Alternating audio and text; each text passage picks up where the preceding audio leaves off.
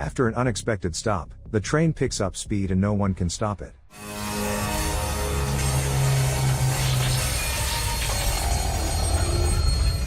A night train full of passengers is traveling from London to Tunbridge Wells. The conductor announces the upcoming stops over the loudspeaker and asks passengers to have their tickets ready for inspection. Among the passengers is Dr. Lewis Shaler, who is on his way home with his young son, Max. Lewis, tired, dozes off while Max entertains himself with his toys. Lewis soon wakes up, surprised to find they still haven't left London. Taking advantage of the moment, Max suggests they play rock, paper, scissors. Lewis agrees on the condition that Max will sleep for a bit afterward. Just as they start playing, Lewis gets a phone call. The carriage is too noisy, so he steps into the vestibule. A colleague informs him there's been a major accident and that many patients are being brought to the hospital, so they need his help. During the call, Lewis notices a friendly-looking woman named Sarah, who works as an event planner, talking to Max. While playing, Max accidentally knocks over her coffee cup, spilling it on her coat. Lewis returns to the carriage and apologizes to Sarah for the ruined coat, offering to cover the dry cleaning cost. Sarah jokes that he could buy her a new coat to make up for it, then laughs, saying it's no big deal and that she's just had a rough day. Lewis and Sarah continue chatting, clearly getting along well. After a while, Max shows Sarah his drawings, and she looks at them with interest. Then her friend calls, and Sarah gets distracted by the conversation.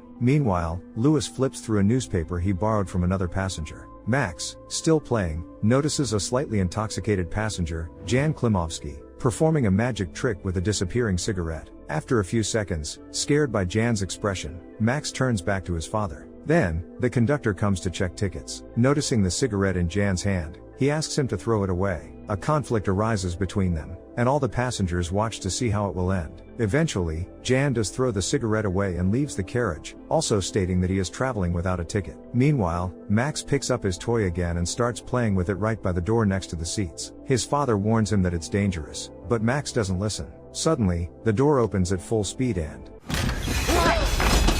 fortunately, Lewis manages to grab his son just in time to prevent him from falling. Frightened, Lewis yells at Max, takes away his toy, and tells him to sit still. After calming down a bit, Lewis more gently explains to Max that his playing almost got him seriously hurt and asks him to be more careful. At that moment, the conductor comes by to check their tickets. He also suggests seating the boy in the L seat for safety. Sarah chimes in, pointing out that they should be more concerned about having automatic locks on the doors. The conductor asks if Sarah is Max's mother, and Max quickly responds that his mother is no longer alive. Meanwhile, the train continues its journey, and the number of passengers in the carriages starts to dwindle. At one of the stops, Lewis notices a strange man holding a helmet who gets off the train but soon returns and steps into the vestibule. Lewis and Max fall asleep for a short while, and during that time, someone attacks the conductor.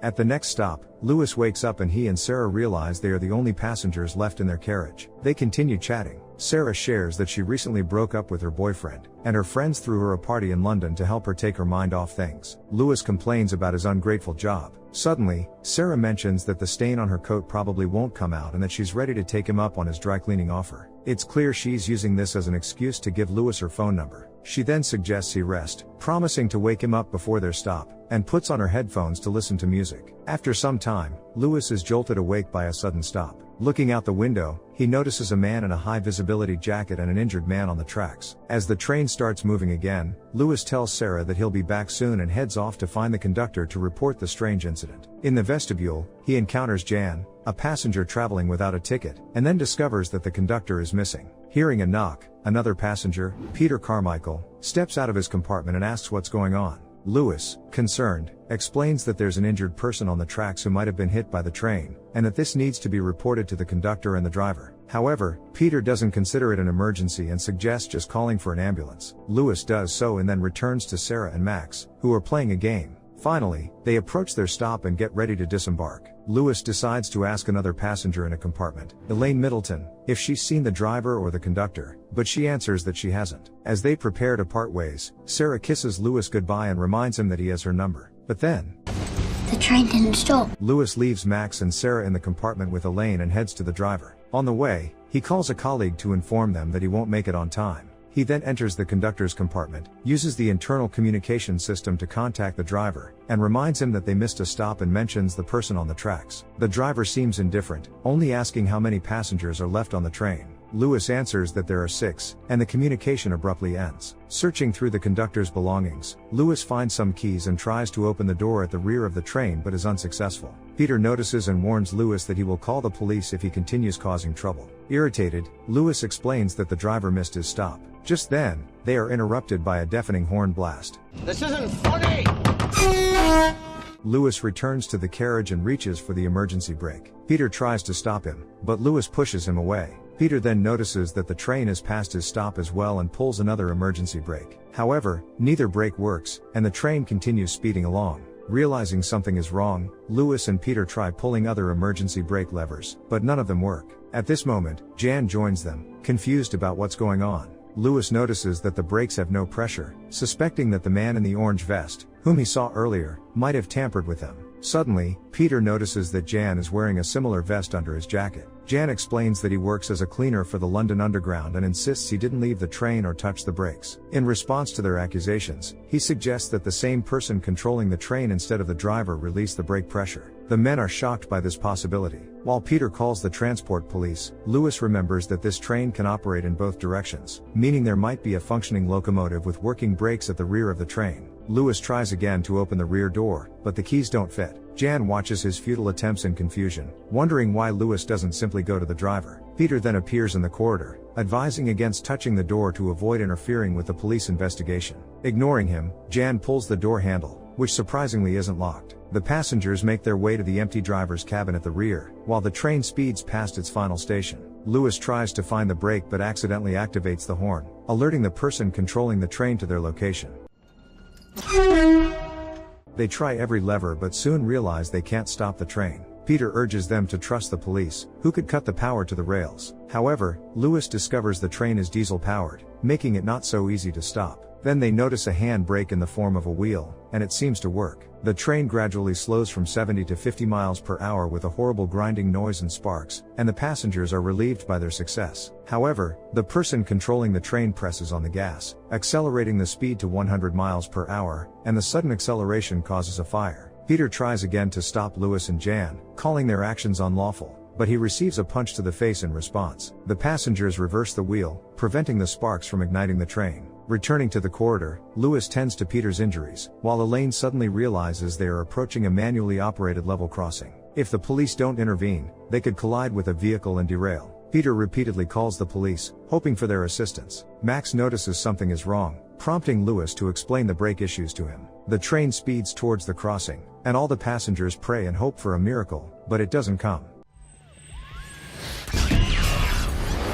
The train crashes into the car at full speed and continues on its way. The police, arriving too late, can do nothing. After the collision, Elaine feels unwell. Lewis discovers she's having a heart attack and tries to resuscitate her for about 10 minutes, but unfortunately, he cannot save her. Finally, the passengers persuade Lewis to leave Elaine and go to the engineer to try to open the door again. Lewis and Jan vigorously attempt to break through the first of 2 doors to the cab with a fire extinguisher and a fire axe, but it doesn't give in.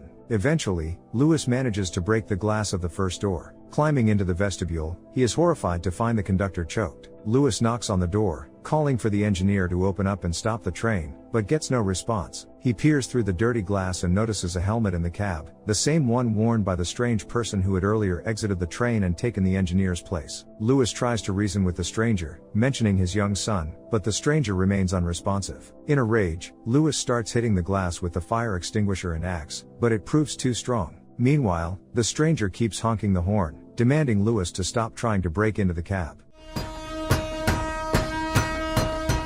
Jan suggests calming down and thinking about what else they can do. The passengers return to their compartments, and Peter mentions that the police informed him the man on the tracks was indeed the real engineer. However, Lewis insists he saw this stranger on board and heading towards London Bridge. It's likely he strangled the conductor, pulled the emergency brake while the brakes were still functioning, and then released the air from the brakes before taking over the engineer's cabin. Suddenly, Peter recalls a similar incident 30 years ago when a train, arriving at a station, instead of slowing down, crashed into the buffer stop. The engineer and 40 passengers didn't survive. Rumors circulated that the engineer had deliberately caused the crash. It seems plausible that the man with the helmet intends to end his life in a similar manner. After some time, Sarah finds a technical manual hoping to find useful information. They still have 20 minutes until the end of the line. Irritated by the collective inaction, Jan suggests starting a fire near the engineer's cabin to force him out. Peter warns that doing so could cause the train to derail, recalling another accident where diesel tanks were damaged and all passengers perished in the ensuing fire. Sarah interrupts with information about the coupler connecting the cars. Jan, who happens to be an engineer by training, explains how such mechanisms work. Sarah and Jan decide to try uncoupling the cars, activating the rear manual brakes, and coasting to a complete stop. The others support their plan. The coupler turns out to be in a very difficult to reach spot, prompting Jan to consider going outside to attempt the uncoupling. However, Peter suggests waiting until they reach Crowhurst, where the train will naturally slow down due to poor track conditions. Jan argues that the engineer may not slow down voluntarily, but Peter assures him that otherwise, the train might overturn. Yes, the stranger wants to end things, but overturning here wouldn't be as dramatic as crashing into a buffer stop at the end of the line. Jan agrees with Peter, who suggests everyone have a drink before they reach Crowhurst. Jan performs his cigarette trick again and then prepares for his mission. Finally, Jan ventures outside where the biting cold wind nearly knocks him off his feet. He reaches the coupler but struggles to uncouple the cars. Lewis spots Jan from the compartment window about to be swept away and opens the door, extending his hand. Jan manages to grab hold just as Sarah shouts that they're approaching a tunnel.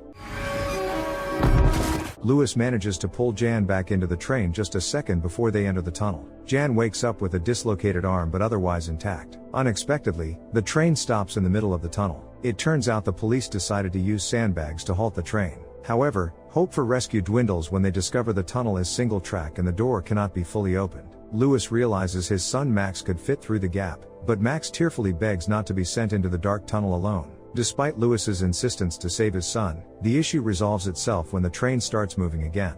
With only 10 minutes left until the end of the line, Jan suggests detonating the coupler, but they lack explosives. Then an idea strikes Lewis. He places a fire extinguisher among the luggage between the cars and ignites it, hoping it will explode. Passengers hide behind seats, hoping for success. The explosion happens, but the coupler holds. Approaching the explosion site, Lewis sees that they can now access the coupler from inside. He tries to uncouple the cars barehanded, but the heated metal prevents him. Peter comes to his aid with a fire axe. Together, they manage to detach the car, but Peter loses his balance and falls into the gap onto the tracks. Jan and Sarah rush to the manual brake, trying to slow down the train. Meanwhile, Lewis remains in a car engulfed in flames due to fuel leakage. Just moments before a powerful explosion, Lewis jumps to safety into another part of the train. It's likely the stranger who took the engineer's place doesn't survive the explosion, and Jan and Sarah manage to stop the train. Lewis is left unconscious. Lewis regains consciousness outside, being carried by Sarah, seeing their train burning nearby and police helicopters above. Sarah informs him she's already called an ambulance, joking that he finally managed to get to the hospital today. The surviving passengers celebrate their rescue, but the identity of the mysterious engineer remains a puzzle. Why do you think the stranger with the helmet chose this particular way to end his life? Or perhaps, do you think there were other motives at play? Share your thoughts in the comments below, hit the like button and subscribe to the channel. See you in the next videos.